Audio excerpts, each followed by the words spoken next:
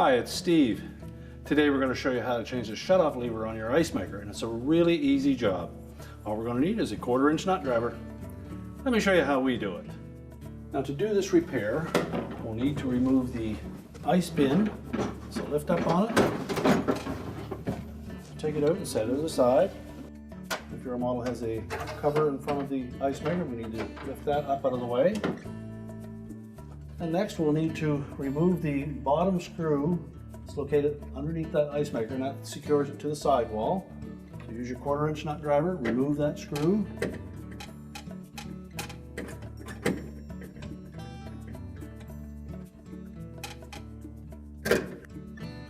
Now with that screw removed, we next need to locate two more that are on top of the ice maker. And we only need to loosen those. They're very difficult to see, so basically you'll need to feel for those, fit the nut driver on them, and loosen them.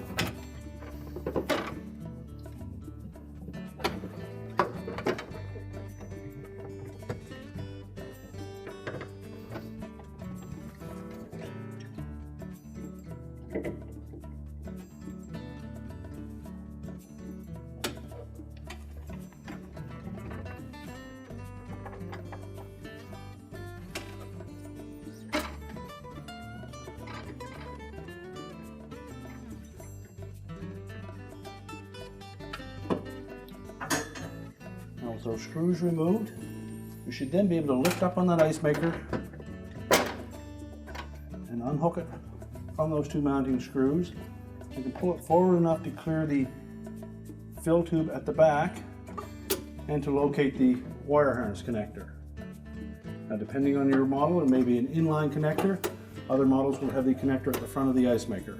If yours is connected at the front of the ice maker, you will need to pop the cover off of it and then release the locking tab with a screwdriver. Now with the ice maker pulled out of the way, we now can show you where the mounting screws are on the sidewall typically, and these are the two that we would just loosen. The one at the bottom that fits through this leveling bracket mounts it on the side as well. Now in this model, we have a solid wire harness that does not unplug except at the ice maker itself. So we're going to remove this cover. You'll note there's a couple of little slots on the bottom.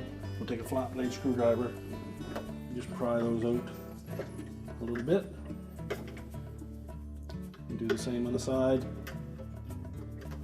And then we can pull that cover right off. You'll then see the locking tab for that wire harness. So we'll disengage this portion that is fastened to a clip on the side of the ice maker mold. That piece is fairly sharp, so use caution.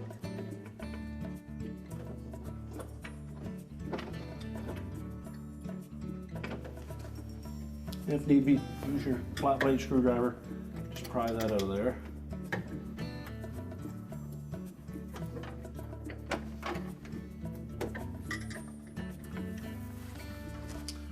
Well, with that removed, we'll then release that locking tab with a flat blade screwdriver and push the harness out.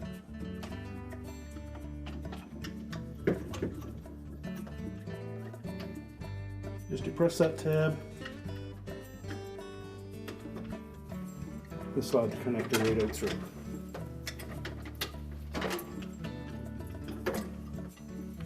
We can now take that ice maker out, set it on a suitable work surface, and we can change out the bail arm. With the ice maker on a suitable work surface, if the shutoff lever is still on your existing ice maker, we need to remove it next. So with it in the down position, we're going to simply pull that front end out of that little slotted opening and then pry the back portion off while supporting the pivot point. Discard the old lever.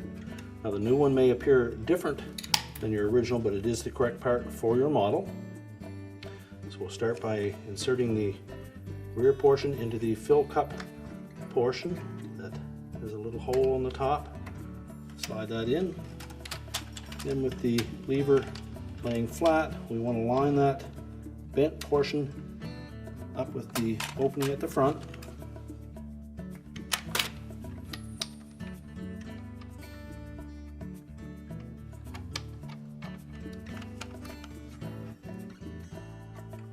Press it firmly into place. Lift it up to make sure that it stays in the off position. Now we can put the assembly back in the refrigerator. Now when installing the ice maker back in the refrigerator, first thing we'll need to do is just compress that little clip a bit so that it will hold the harness in place. And we're going to fit that harness into the opening at the front. We'll slide it in far enough that the locking tab engages. You should be able to hear that snap into place. And you can visually check that tab and make sure it's pulled back. Next, we'll hook that harness onto the side of the mold, snap it fully into place,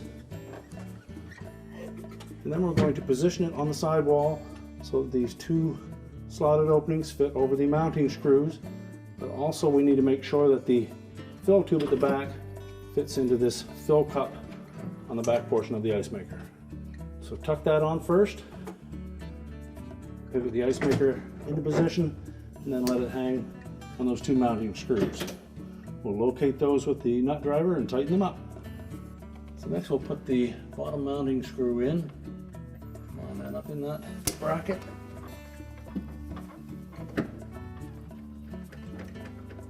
And tighten it securely. Now we can put the cover on the ice maker. Position it over the front. Make sure that we put the shutoff lever in the on position. Close that cover up. We'll reinstall the ice bin. Make sure it's all the way back and locked in place. And our repair is complete.